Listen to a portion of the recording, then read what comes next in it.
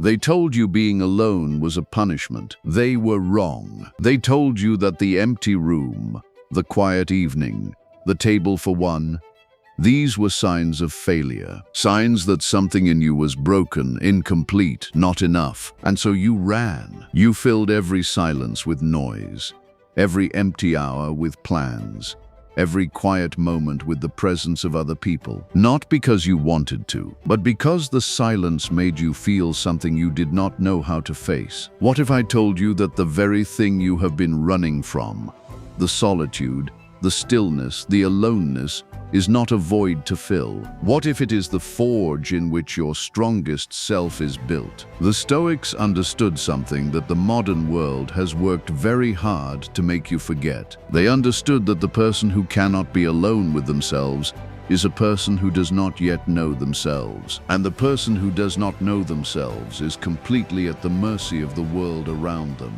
moved by every opinion, shaken by every judgment, dependent on every nod of approval just to feel whole. Marcus Aurelius ruled an empire. He commanded armies, managed crises, and navigated the most complex political landscape of his era. And yet, every morning before the world reached him, he sat alone with his own thoughts. He wrote to himself, examined himself, questioned himself, not because it was required of him, because he knew that a man who does not govern his own inner world cannot truly govern anything else. That is what we are going to talk about today. Not loneliness as something that happens to you, but solitude as something you choose. Not isolation as weakness, but aloneness as the specific condition in which the strongest version of a human being is forged. Not running from the silence, but learning to sit inside it until it becomes your power. Welcome to Master Your Mind, the place where ancient philosophy becomes practical mental strength. Let us begin. Part 1. What solitude actually is. Most people confuse solitude with loneliness. They are not the same thing.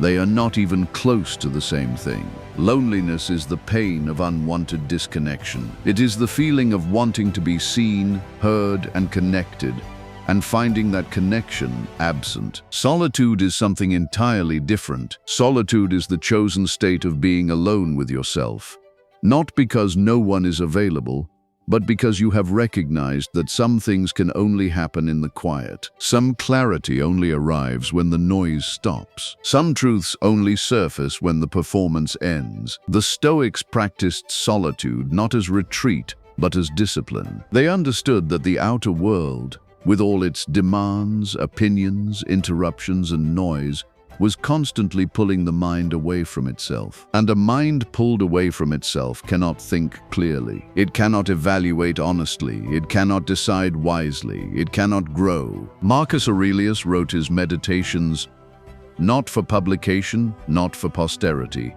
not for an audience. He wrote them for himself.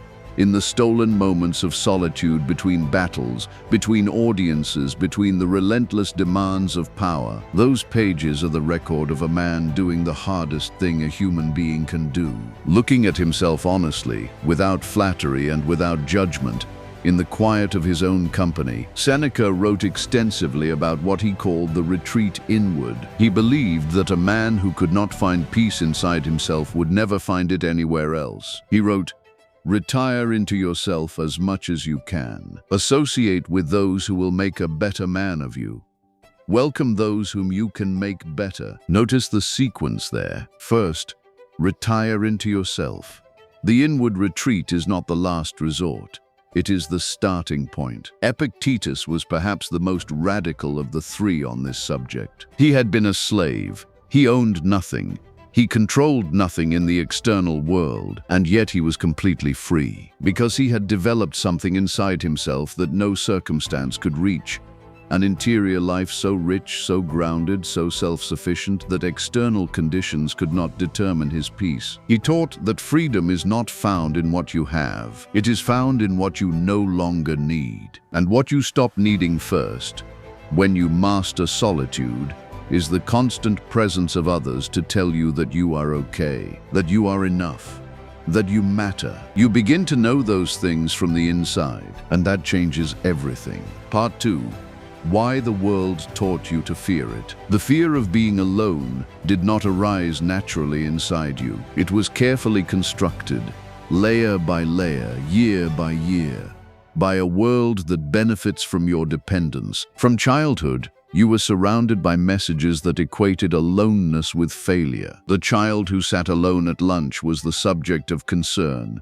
The teenager without a group was seen as strange. The adult who prefers their own company is labeled antisocial, cold, difficult, and so you learned, early and deeply, that to be alone was to be lacking. But look more carefully at who benefits from that belief. The platforms that sell your attention, the systems that profit from your insecurity, the voices that grow louder the more you doubt yourself. Every notification is designed to interrupt the silence before it becomes productive. Every scroll is engineered to pull your attention outward before it can turn inward. The Roman philosopher Seneca observed something remarkable about the people of his time. He noticed that they traveled constantly, from city to city, from party to party, from distraction to distraction, and they were never more miserable than when they stopped. He wrote, "Do you ask what it is that drives men so restlessly from one place to another?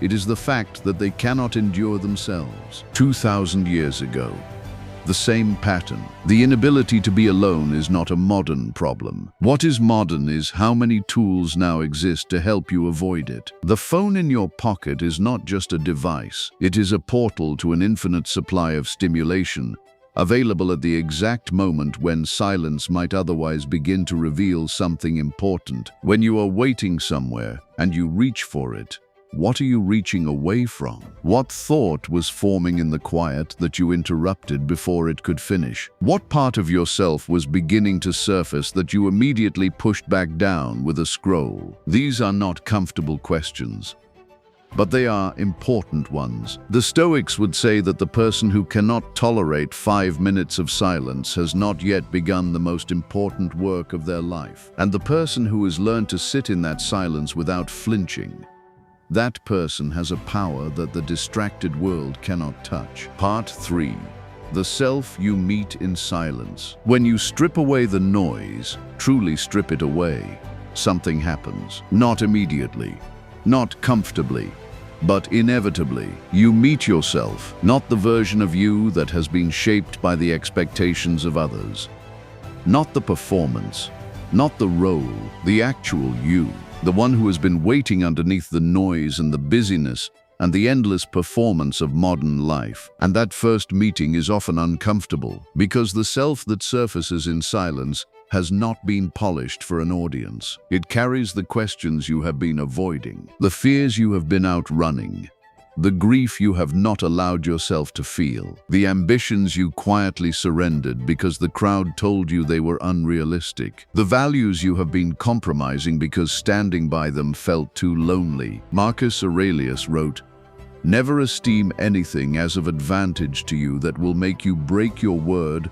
or lose your self-respect." He was describing the internal damage that happens when we live for external approval rather than internal integrity. Every time you betray yourself to fit in, something inside registers that betrayal. It does not forget, it does not forgive easily, and it cannot be silenced forever. In solitude, that internal ledger comes due.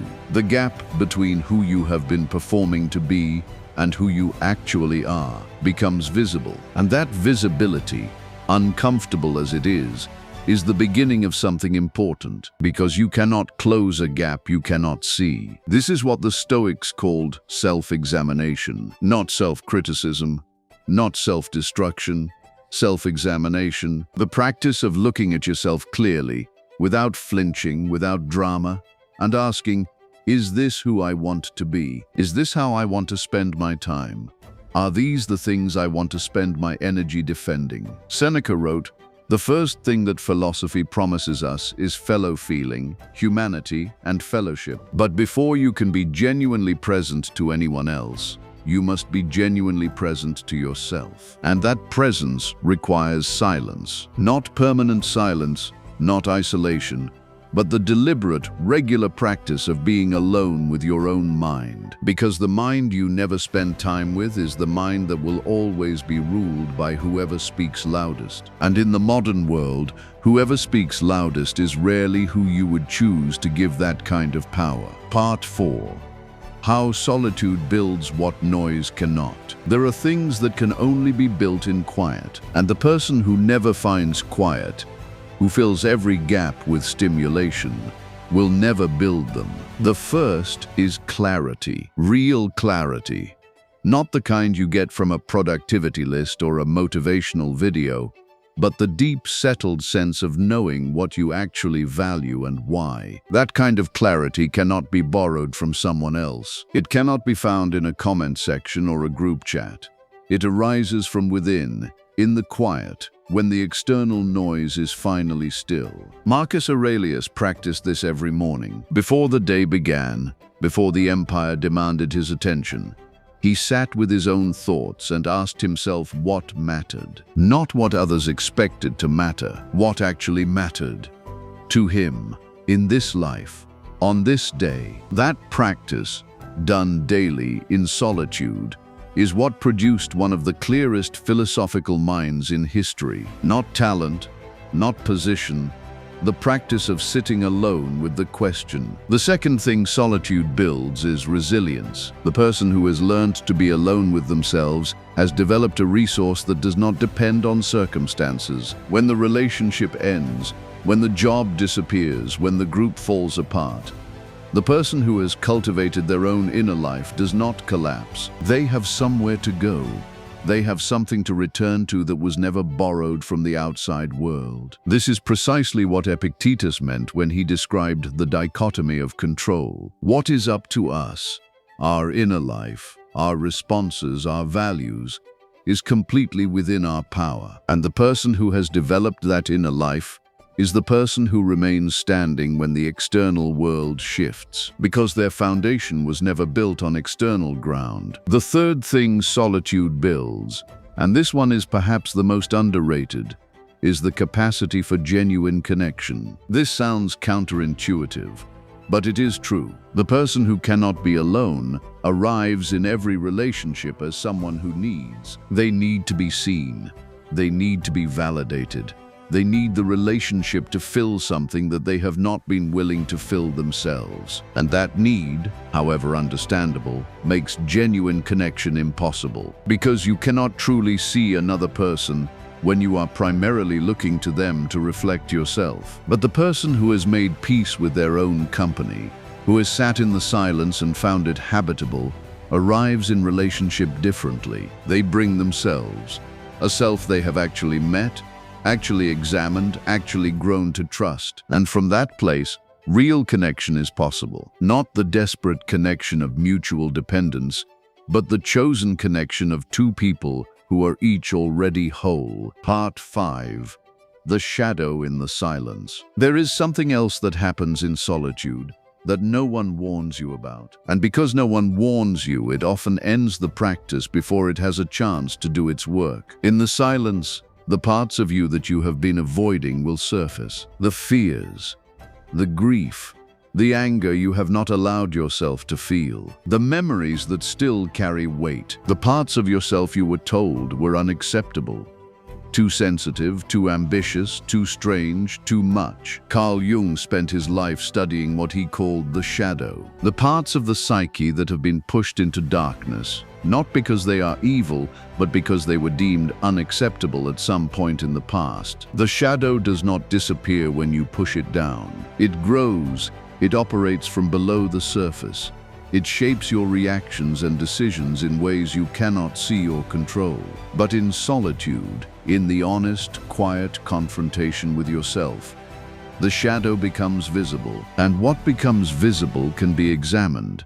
And what can be examined can be understood. And what can be understood no longer has the same power over you. The Stoics called this kind of examination the daily review. Each evening they would sit in quiet and walk through the day, not to punish themselves for failures, but to understand them. Where did I react when I could have responded? Where did I seek approval? when I could have trusted my own judgment? Where did I give away my peace to something that did not deserve it? And what will I do differently tomorrow? This practice, this deliberate, solitary examination, is not navel-gazing. It is the most precise form of self-development available, because you cannot improve what you are unwilling to observe. And you cannot observe clearly while surrounded by noise. The discomfort of facing your own shadow in the silence is not a sign that something is wrong. It is a sign that the work is beginning. The person who sits with that discomfort, who does not immediately reach for the phone, the show, the scroll, anything to make it stop, that person is building something that cannot be built any other way. Part 6. The practice. How to use solitude deliberately. The morning silence. Before anything else enters your day, before the phone, before the news, before the first conversation, give yourself time alone. Not to plan, not to optimize, not to produce anything, just to be with your own mind before the world comes for it. 10 minutes. 15. Whatever you can protect. Sit with a question. What do I want this day to mean? What matters to me today? Not to anyone else, to me. Write what comes, or just let it settle. The practice matters more than the form it takes. Marcus Aurelius did this every morning of his adult life. He did not emerge from solitude with a plan for the empire. He emerged with a clarity about himself, and it was that clarity, renewed daily in the quiet, that allowed him to face everything the empire brought, without losing himself in it. The deliberate pause. Throughout the day, there will be moments of potential silence. The commute, the wait, the transition between tasks. Most people fill these moments instantly. Phone out, earbuds in, something playing. But these are the exact moments where the mind, left to itself, begins to process, to integrate, to arrive at insights that cannot come while it is being fed content. Try this for 1 week. When the moment of silence arrives, do not fill it. Let it be what it is. Let the slight discomfort of not being stimulated rise, and then watch what the mind does when it is finally given permission to think for itself. You may be surprised. The idea you have been searching for, the answer to the problem that seemed unsolvable, the clarity about the decision you have been avoiding. These things do not arrive while you are consuming. They arrive in the pauses you have been refusing to allow. The evening review. End each day in solitude, not with a screen, not with distraction, with the honest, quiet question, who was I today? Not to judge, not to punish, to understand. Where did I act from my values? Where did I drift from them? Where did I seek approval I did not need? Where did I give away my peace unnecessarily? Seneca wrote to a friend, "Retire into yourself as much as possible, and receive in your company those who will make you better." The nightly review is exactly that retirement. The company is your own honest mind. And the person who does this consistently, who ends each day with a few quiet minutes of honest self-examination, that person grows in a direction that the externally focused person cannot follow, because they are building themselves from the inside, not waiting to be shaped by the outside. Part 7. What changes when you stop needing the noise? Something shifts when you have spent real time in solitude. Not one quiet evening, but weeks, months of deliberate practice. The first thing that shifts is your relationship with other people's opinions. They simply matter less, not because you become cold or indifferent, but because you have another source of information about yourself that you have learnt to trust. When your sense of who you are is built primarily from other people's reflections of you, every opinion is a potential threat. Every criticism destabilizes. Every silence is ambiguous. Every rejection is devastating. But when you know yourself, when you have sat with yourself in the silence and arrived at your own honest understanding of who you are and what you value, the opinions of others lose their emergency. They become information, useful sometimes, irrelevant sometimes, but never the final word. Epictetus wrote, Seek not that the things which happen should happen as you wish, but wish the things which happen to be as they are, and you will have a tranquil flow of life. That tranquility, that unshakable flow, is what solitude builds. The second thing that shifts is your tolerance for what you allow into your life. The person who has not developed their inner life will accept almost anything from the outside world, any relationship, any environment, any situation, because the discomfort of being alone feels worse than the discomfort of the wrong company. But the person who is comfortable in their own company has a different calculus. They know what their own presence feels like. They know what peace feels like. They know what clarity feels like. And they will not trade those things for company that diminishes them, not because they are arrogant, because they have a standard. And that standard was built in the silence. The third shift, and perhaps the most surprising, is that the fear of being alone disappears, not because you never feel lonely, but because the aloneness is no longer threatening. You have been in the silence. You have faced what lives there. You have discovered that it is survivable, more than survivable. That it is, in fact, where some of the most important things in your life have been waiting for you to arrive. Before we close today, I want to stay with one final idea. Because everything we have covered, the nature of solitude, why we fear it, what it builds, how to practice it, points towards something the Stoics would consider the most important truth of all. The inner life is not a refuge from the world. It is the foundation from which you meet it. The person who has built nothing inside is at the mercy of whatever the outside world brings. They are shaped by circumstance rather than character, moved by every tide rather than anchored by something deeper. But the person who has done the inner work, who has spent real time in solitude, who has met themselves honestly and built something there, that person carries their stability with them. It does not depend on who is present.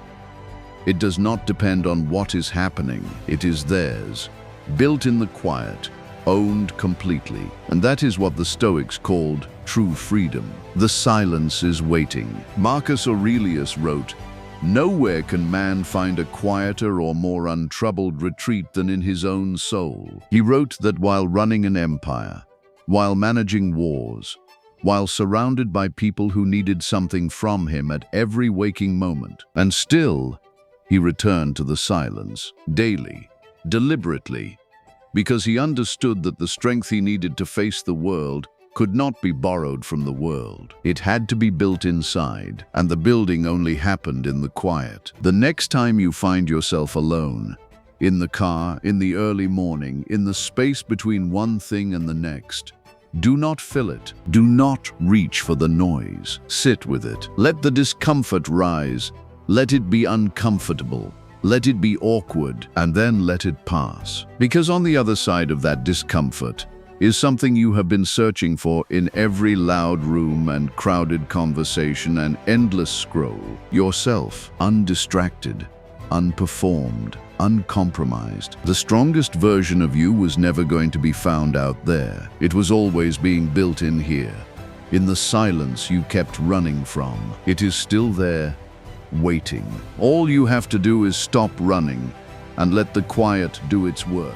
If something in this message reached you, if you have felt that particular exhaustion of a life lived entirely outward, and something in you is ready to turn inward, then the Master Your Mind program was built for exactly this. Inside, you will find the complete framework for developing your inner life, the philosophical depth, the practical tools, and the daily practices that turn the ideas in this video into a way of living. The link is in the description. When you are ready to begin the inner work, it is there. And if this message resonated with you, subscribe to the channel and stay committed to the path of self-mastery. Every single day on Master Your Mind, we bring you the ancient wisdom that builds stronger, wiser, more unshakable human beings. This is not passive viewing. This is training. I will see you in the next video.